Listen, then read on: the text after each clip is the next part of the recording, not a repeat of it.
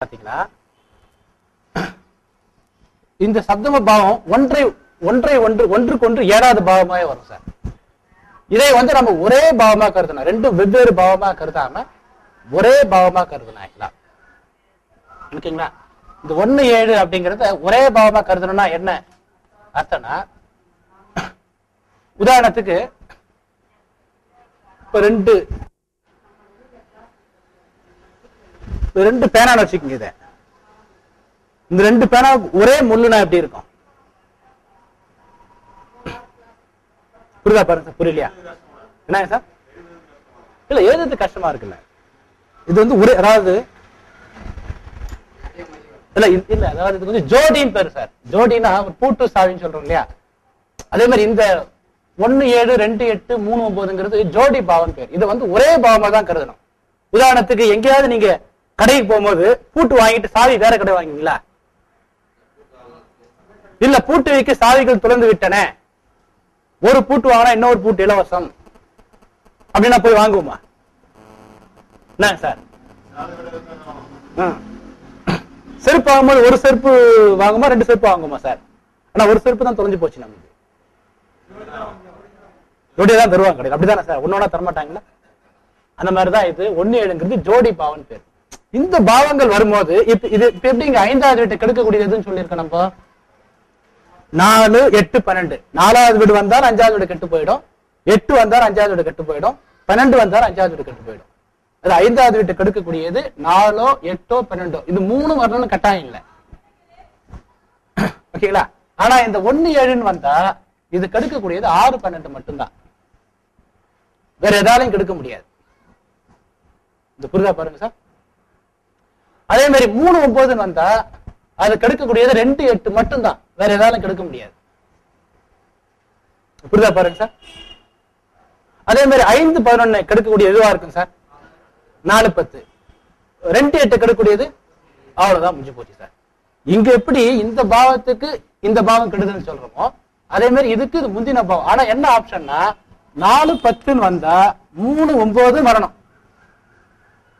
ஆனா 2வது வீட்டை கெடுக்கக்கூடியது 1ஆவும் இருக்கலாம், 5ஆவும் இருக்கலாம், 9ஆவும். இந்த 3த்துல எது வந்தாலும் 2 கெட்டுடும். இதுக்கும் இந்த சப்தம பாவத்துக்கும் என்ன வித்தியாசம் பாருங்க. திரிகோண பாவத்துல 2வது வீட்டை கெடுக்கக்கூடியது 1 5 9ங்கிற 3 பாவம் சேர்ந்து வரணும்னு கட்டாயம் இல்லை. ஒரு பாவம் வந்தாவே கெட்டு போயிடும் 2வது வீடு.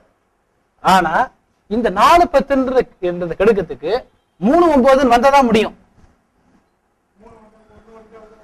3 அல்லது வெறும் 9 வந்தா முடியாது, ஜோடியா வரணும். உதாரணத்துக்கு இப்படி இருக்குன்னு வச்சுங்களேன், இந்த 10வது வீட்டை கெடுக்கிற 9 இருக்கு, ஆனா 9 கெடுக்கக்கூடிய 4 இருக்கு, அதனால 9 வேலை செய்யாது.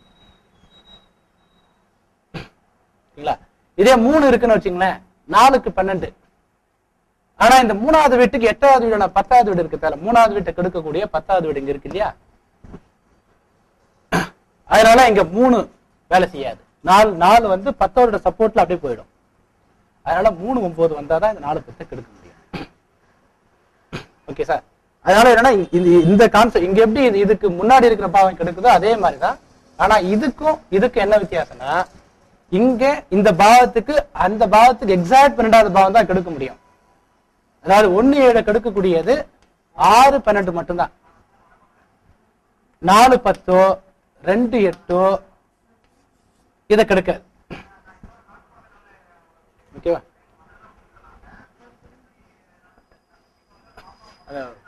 சவுண்ட் கொஞ்சம் கம்மி பண்ணி, எதுவும் இல்ல ஸ்பீக்கர் உதாரண ஜாதக வழியா எக்ஸ்பிளனேஷன் அப்படின்னு.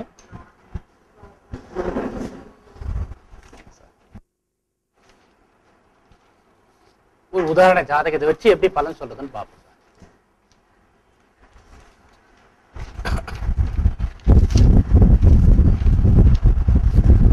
அப்படியே டிரான்ஸ்ஃபர் பண்ணுங்க.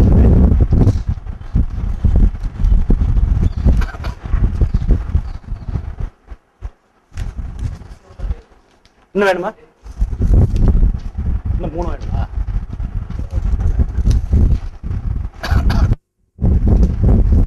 பதினஞ்சு தான் கொண்டாடுறேன்.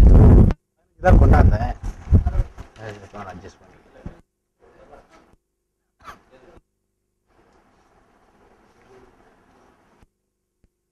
இதையும் ஒரு 2-3 காப்பி ஹோம்ஒர்க் கொடுக்கலான்னு பார்த்துருந்தேன். இது ஒரு 3 காப்பி கீழே போகும்போது.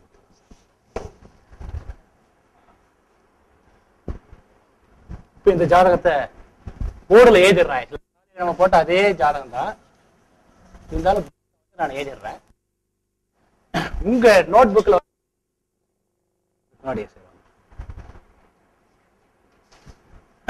இந்த ஜாதகர் எந்த லக்னத்துல பிறந்திருக்கார் சார்? துலா லக்னத்துல பிறந்திருக்கார். துலா லக்னம் ஆரம்பிச்சு எவ்வளவு நேரம் கழிச்சு பிறந்திருப்பார் சார்? தோராயமா சொல்லுங்களேன். துலா லக்னம் ஆரம்பிச்சு பிறந்திருப்பார்? எந்த டிகிரியில பிறந்திருக்காரு? 25 டிகிரி 37 மினிட்ல பிறந்திருக்காரு.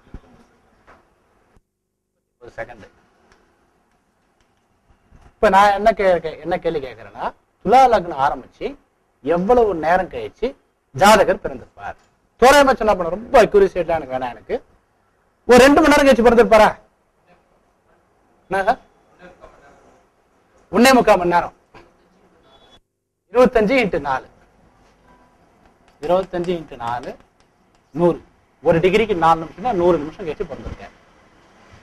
37ங்கிறது ஒரு 2 நிமிஷத்தை சொல்லலாம். ஓகேங்களா? 2 நிமிஷம் சொல்லலாம். 2 நிமிஷம் கேட்டா 102 நிமிஷம். Okay sir. அதுக்கப்புறம் தான் இந்த ஜாதகர் பிறந்திருக்காரு. ஓகேங்களா? இதுல என்னன்னு பாத்தீங்கன்னா இந்த கட்டத்துல சொல்லிடுறேன் என்னென்ன இருக்குன்னு. இந்த கட்டத்துல வந்து ஒவ்வொரு வீட்டோட அந்த ஆரம்ப டிகிரி போட்டிருக்கோம் சார். ஒவ்வொரு வீட்டோட ஆரம்ப டிகிரி போட்டிருக்கோம். அதுல பாருங்க, 1வது வீட்டோட ஆரம்ப டிகிரி இருக்கு இல்லையா? இத போயிட்டு உங்க புக்குல போய் பாருங்க.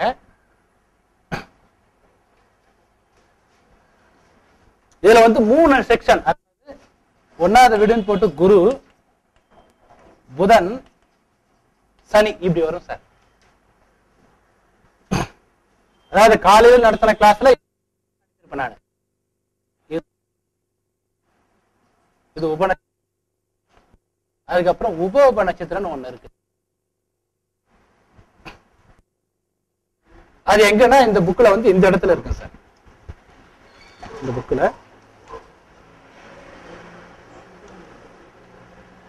பேஜ் நம்பர் 53வது பக்கத்துல.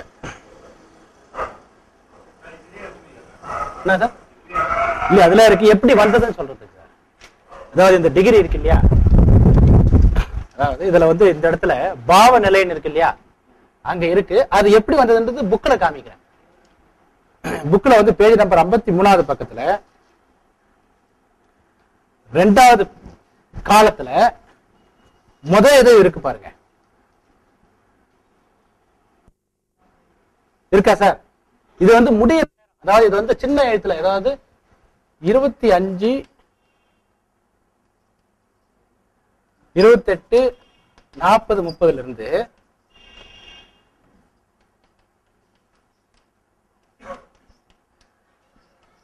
வரைக்கும் குரு, புதன், சனி இருக்கா சார்? இருக்க புரியாதவங்க யாருன்னா இருந்தா கேளுங்க. என்ன சார்? ஆமாமா. அதாவது இந்த ஏரியால இருந்து இந்த ஏரியாக்குள்ளதான் இந்த டிகிரி இருக்கு. என்ன சார்? அதாவது 28, அதாவது இது வந்து 28 மினிட்டுக்கும் 46 மினிட்டுக்கும் இடையில இருக்குதான் 37 மினிட் சார். இதுவும் 25 டிகிரி தான், இதுவும் 25 டிகிரி தான். ஓகேல? காலையில பார்த்து உபநட்சத்திரம் பார்த்தோம் சார். இதை 9 பங்கா உடைச்சதுதான் இது. அதுதான் அந்த குட்டி குட்டியா போட்டிருக்கீங்க. புரியாதுங்க, வீட்டுல போய் பாருங்க, ஒன்னும் பிரச்சனை இல்லை. இது புரியணுன்ற கட்டாயமே இல்லை.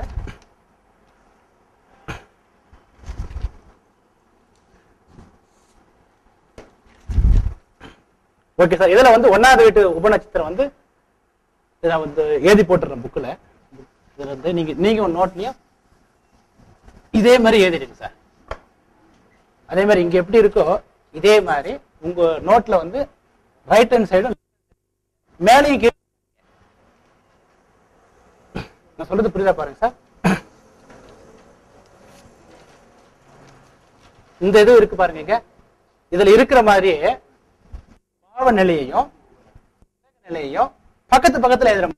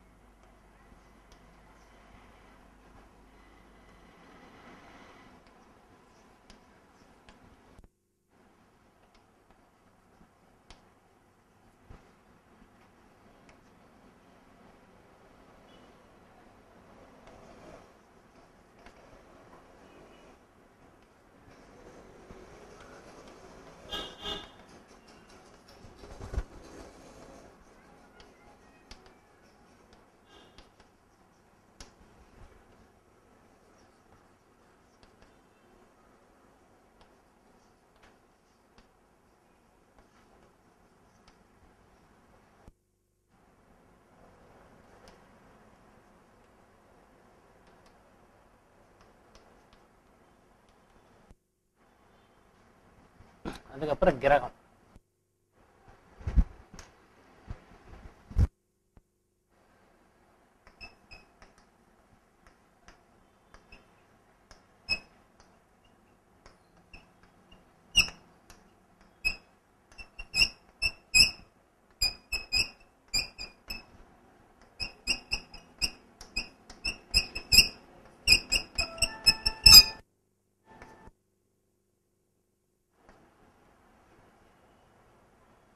கிரகத்துக்கு நட்சத்திரம் உபநட்சத்திரம் மட்டும் போட்டா போதும் சார்.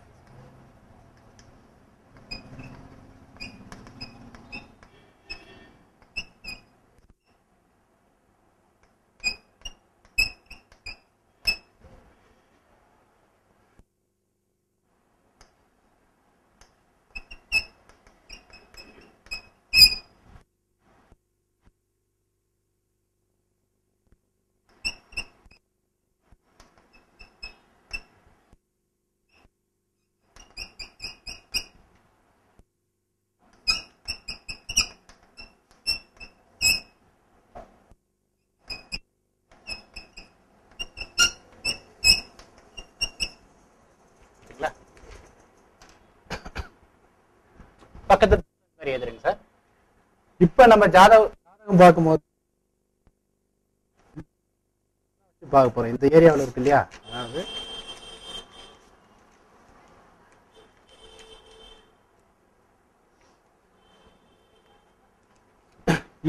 இந்த ஏரியாவை தவிர வேற எங்கேயும் நம்ம போக போறது இல்லை. இந்த கட்டம் இருக்குல்ல சார், அதாவது இப்போது கிரக நிலையையும் 12 பாவங்களுடைய நிலையை தவிர்த்து நம்ம வேற எங்கேயும் நம்ம போக போறது